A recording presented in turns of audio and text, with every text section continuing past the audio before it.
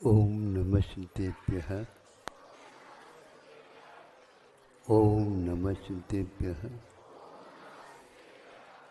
ओम नमः सिद्धेभ्यः।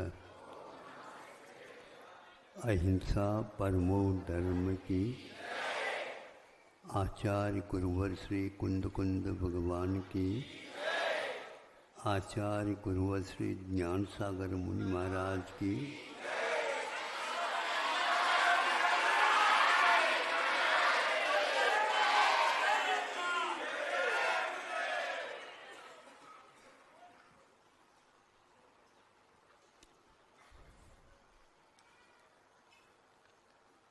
कल आप लोगों के सामने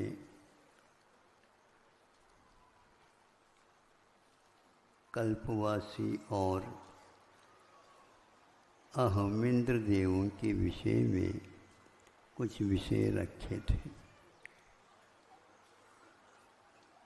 आज भी वही विषय, किंतु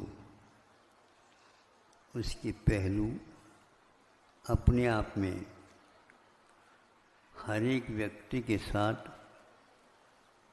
चिंतन का विषय बन सकता है और प्राय करके हम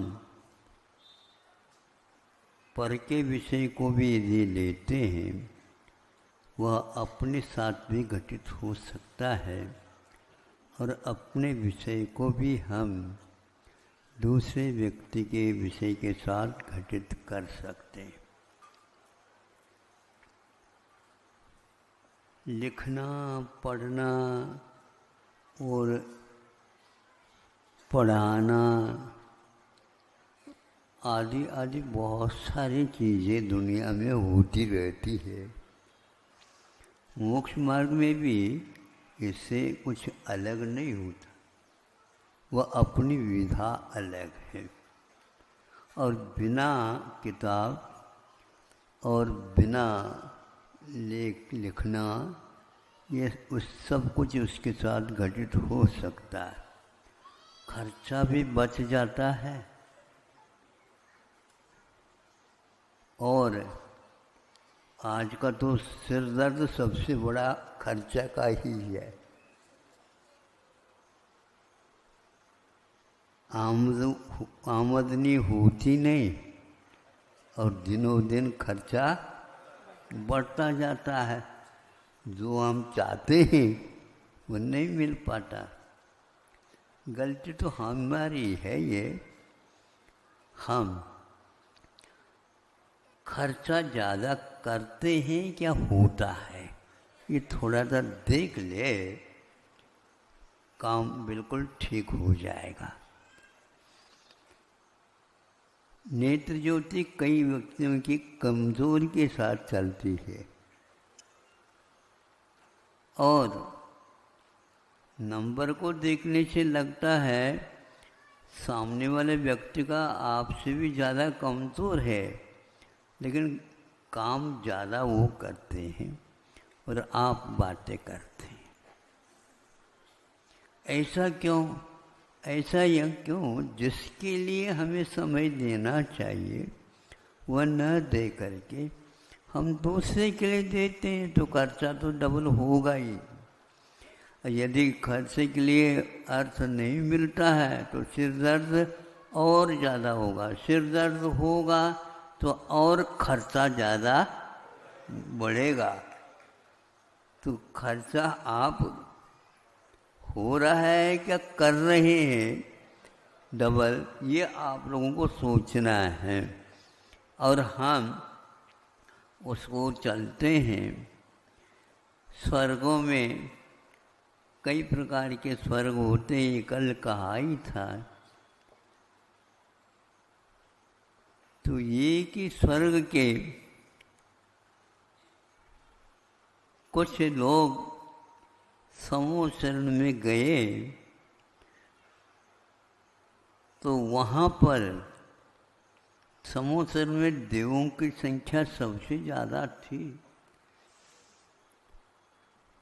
जहाँ पर हमारे लिए बैठने के लिए स्थान मिला वहीं पर दूसरे के लिए भी वो कुर्सी लगी हुई थी, उसको कुर्सी समझ ले, कोठी समझ ले, जो आप समझो। प्राय करके पास पास जो बैठे रहते हैं उसमें तुलना चालू हो जाती।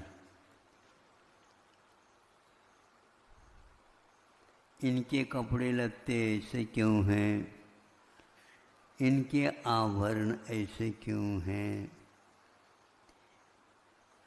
इनके मुकुट ऐसे कैसे, इनके मुकुट में मणियाँ चमकीले ऐसे कैसे। और अपने को और देखते हैं तो हमारी ये मुकुट के मणियाँ, जो इसकी झिल्लियाँ भी नीचे पड़ना चाहिए थी, वह नहीं पड़ती। और उनके देखते हैं तो बहुत दूर तक वह अपना प्रभाव डालती रहती है। हमेशा हमेशा उन्हीं के उन मणियों की झिल्लियाँ हमारी आँखों को शायद कमज़ोर कर रहे हो, उसके द्वारा हमारे आँखों का नंबर बढ़ रहा हो या घट रहा हो, है ज़्यादा बढ़ना भी ठीक नहीं, बढ़ाना भी ठीक नहीं। इसलिए आप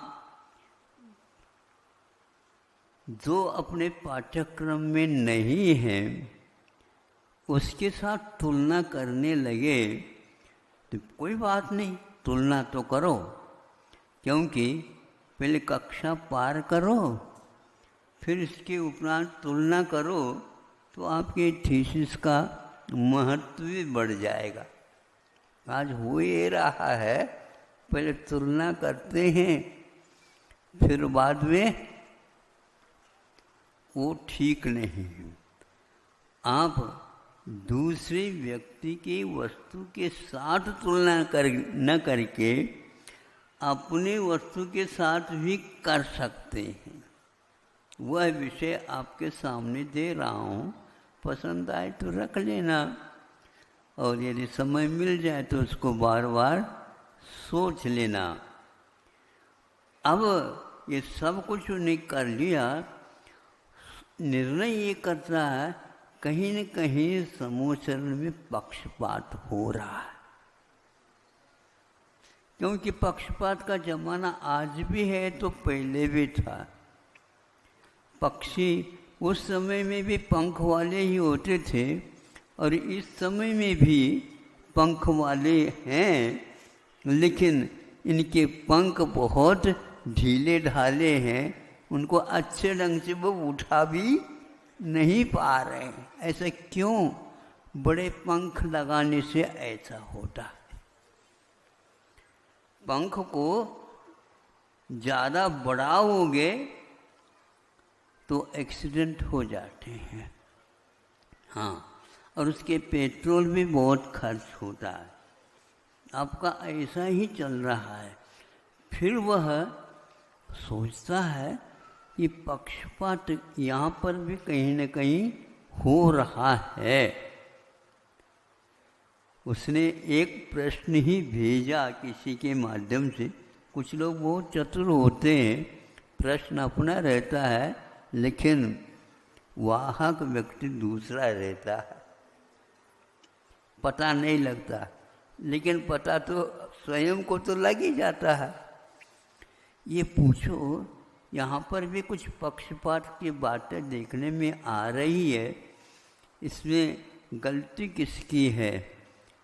मुखिया तो सौधर्मिंद्र है, अपने अपने परिवार वालों को, अपने अपने स्वर्ग के लोगों को ये बिठा देते होंगे, लेकिन एकदम आरोप लगाना तो ठीक नहीं, लेकिन फिर भी दूसरे के माध्यम से लगा दिया। फिर वहाँ से अपने आप ही ध्वनि इसके उत्तर के रूप में आ जाती है। अच्छे हैं ये लोग, पूछने में कमज़ोर है, दूसरे के माध्यम से करते हैं, इसमें भी डबल खर्च होता है, ये उन्हें ज्ञान नहीं है। इसलिए कि वह भगवान कहने लग जाएंगे, तुम लोगों ने इसके बारे में नहीं सोचा, जिस समय धर्म कर्म करते रहे उसके लिए जैसे आप अष्टमंगल द्रव्य चढ़ाते हैं ना, चढ़ाते हैं कि नहीं? चढ़ाते हैं। वो हमने सुना था, इसलिए जो करते हो आपके सामने रखता हूँ।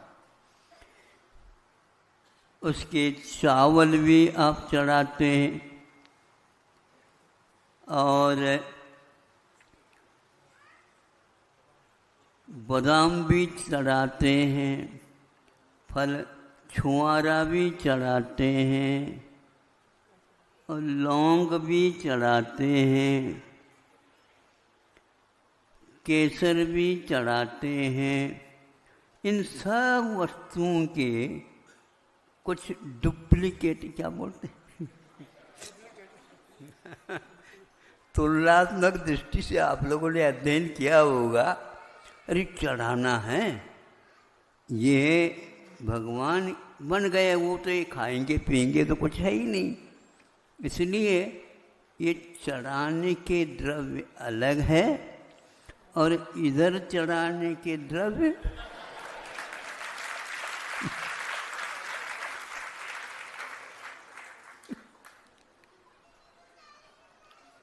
आपने दूसरे बार में तालियां बजा दी, पहले बार में क्यों नहीं बजाई?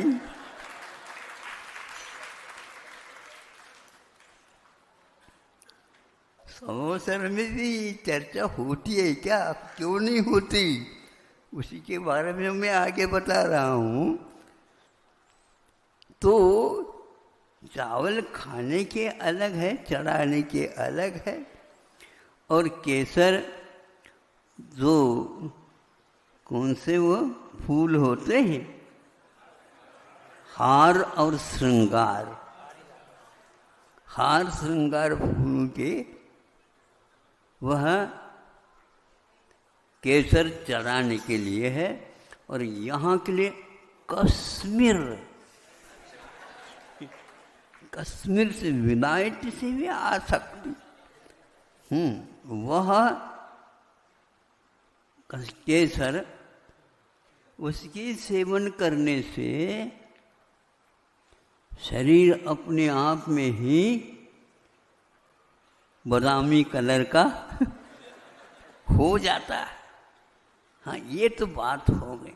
तो यह अपने आप में इनके जो शरीर है कुछ न कुछ खाते होंगे, पीते होंगे, तभी इसलिए हाँ बिल्कुल ठीक है। उनके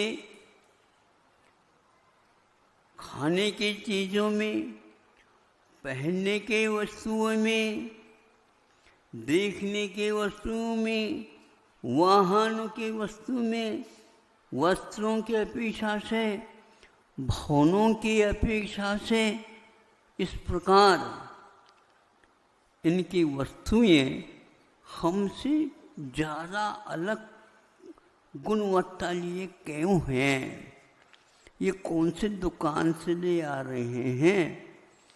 सोचा तो उत्तर मिलता है, तुमने इसी प्रकार के पूर्व भाव में खरीदे, वो आज काम में मिल रहे हैं। धर्म के लिए तो तुमने घटिया रखा और खाने के लिए तुमने बढ़िया रखा।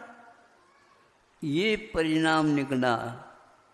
पूजन में भी भावों के बार होना चाहिए वह अलग, और अपने आपसी जो चर्चा वगैरह जो होते मनोरंजन उसमें अलग।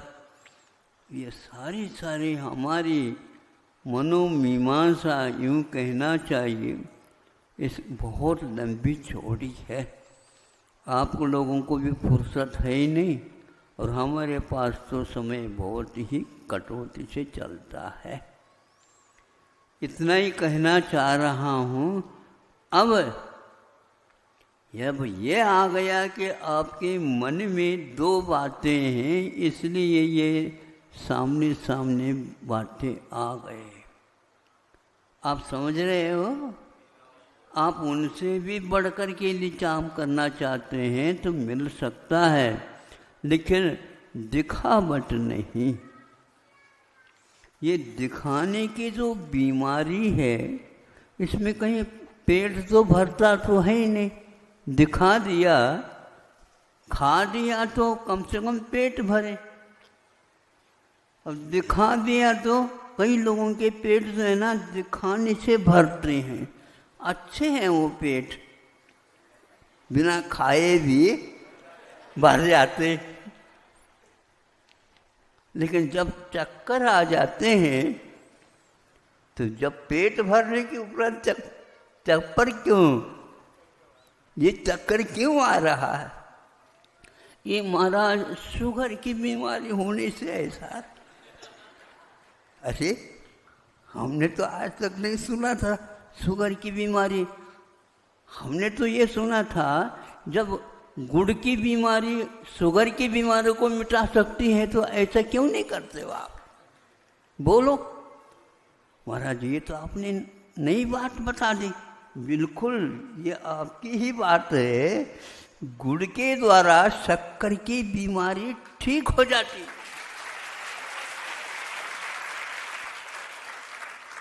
हमारे आचार्यों ने गुड़,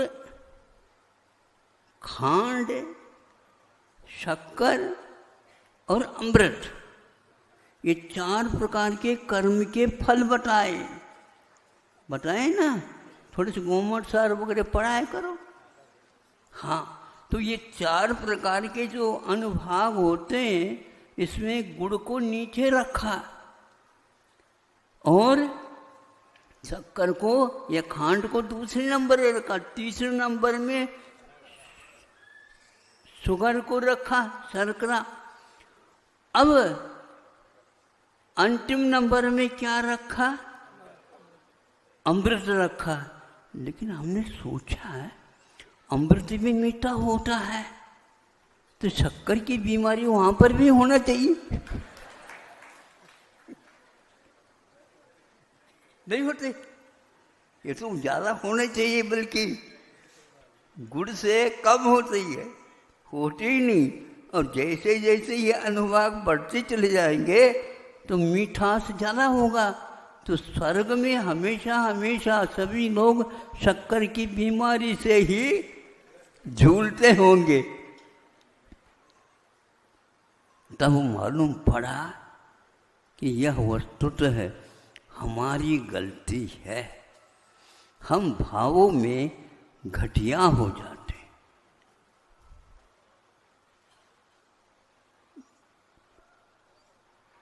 गुरु तो गुड़ रह गए। नहीं, ऐसा आता ना, हमने सुना है आप ही लोगों के मुख से। गुड़ तो गुरु होते हैं, गुरु तो गुड़ होते हैं और चेला शक्कर।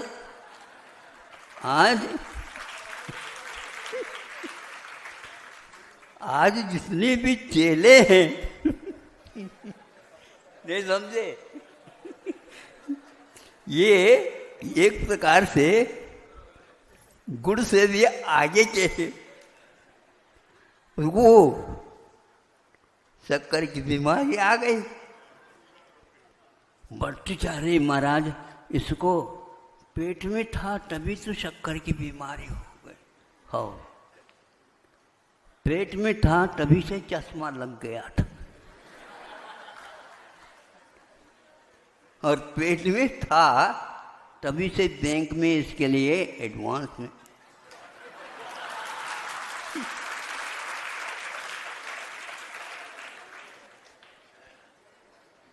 भाग्य है इसका। स्थिति कुछ अलग है। जब ये तुलना करते हैं हमारे दोष ही सामने आ जाते हैं। जब यह दिव्य ध्वनि के द्वारा स्पष्ट हो गया, जिसकी संख्या शंका दूसरे के माध्यम से दी गई थी। वह सोचता रहा कि ये तो हमारी पूरी पूरी बात ही आ गई, गलती तो हमारी है, ये इनकी कोई गलती नहीं है। तो इस प्रकार का काम हमारे परिणामों के द्वारा होता है। हमारे परिणामों के द्वारा कर्मों के फल हमारे सामने आ जाते हैं और उस समय पंगत में बैठने के उपरांत अपनी थाली की ओर कम और दूसरे की थाली की ओर ज़्यादा क्या दृष्टि जाती है। दृष्टि भी बहुत शानी है। हाँ, आपको अपने थाली की ओर देखना चाहिए। इसीलिए आचार्यों ने कहा है, तुम अपने अंजलि बना लो, बस उसी ओर देखो। हाँ, दूसरे की ओर नहीं देखना। लेकिन बड़े बड़े सेठ साहूकार भी दूसरे की थाली की ओर ज़्यादा देखते हैं। हाँ, अपनी थाली सोने की है, वो तो दिखावट है, खाने की नहीं। ऐसा हो रहा। इसलिए हमें अब अपने दृष्टि को प्रशिक्षित करना है। दूसरे से प्रशिक्षित हो या न हो, किंतु अपने को दृष्टि को प्रशिक्षित करने के लिए कोई विद्यालय नहीं खुल रहा है। ऐसे विद्यालय में अपने बच्चों को पढ़ाने के लिए जाओ, कोई भी विद्यालय मिलता नहीं महाराज। यहाँ पर आ जाओ और सुन दो और चले जाओ, अपने आप ही आ जाएगी विद्या। समोसरण इसीलिए है, महाविद्यालय है वो, विश्वविद्यालय है वो। सब प्रश्नों के उत्तर उसमें मिल जाते हैं, तब उसको ज्ञात हुआ। इसको बोलते हैं देवों में आपस में यह तुलनात्मक जब चर्चा होती है, उसको देवर्धि दर्शन, सम्यक दर्शन बोलते हैं। दूसरे के रिद्धि को देख करके भी आप अपने सम्यक दर्शन को सुधार सकते हो और आगे के लिए अपने सम्यक दर्शन को और पुष्ट बना सकते हो। समय आपका हो गया, इतना पर्याप्त है, पेट भर गया। हाँ, अब दोबारा जो भोजन और करेंगे उसके बीच में आचार्यों ने कहा कम से भी गृहस्थ है तो 3-4 घंटे का अंतराल रखे, और योगीराज महाराज हैं तो वे 1 दिन का अंतराल रखे। फिर भी ज़्यादा और चाहते हैं, जितने आप अंतराल रखोगे भोजन के बीच में, उतनी ही आपकी तपस्या बढ़ेगी, और जिसके द्वारा अपनी रुग्णता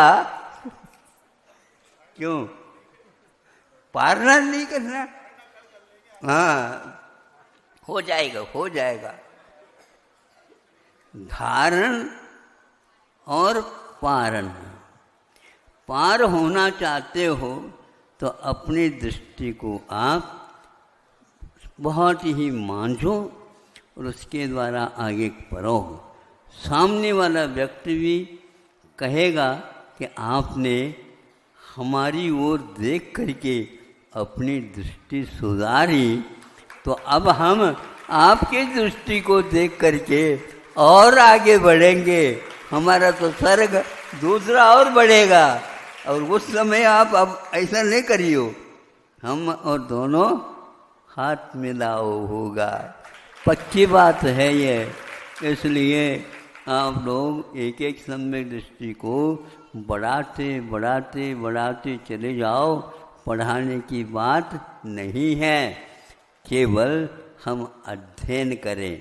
अध्ययन में हमेशा हमेशा स्लेट, बढ़ता कागज, वो ये कोई आवश्यकता नहीं। अधि अयनम इति अध्ययनम, अधि आसमन्तात् निकट रूपेण अयनम गमनम इति अध्ययन कहलाता है। इसलिए हम अपने आप को अध्ययन का विषय बनाएं, इतना ही पर्याप्त है। बच्चे हमेशा हमेशा हाथ का खाया नहीं जाता, लेकिन फिर भी हमें और ये तो उनकी आदत पड़ी हुई है, शुरुआत से लेकर के आए हैं। खाओ तो सही, पेट तो भर नहीं रहा अभी, नहीं समझे हाथ, क्योंकि हाथ भरा हुआ है तो पेट खाली रहेगा। इसलिए आप भूख बढ़ाइए, फिर तो क्या, ये क्यों, दोनों हाथ से आप खा सकते हो। यहाँ पर कौन कौन बताओ, हाथ उठाओ, दोनों हाथ से खाता, हम लोगों को छोड़ करके। अहिंसा परमो धर्मः।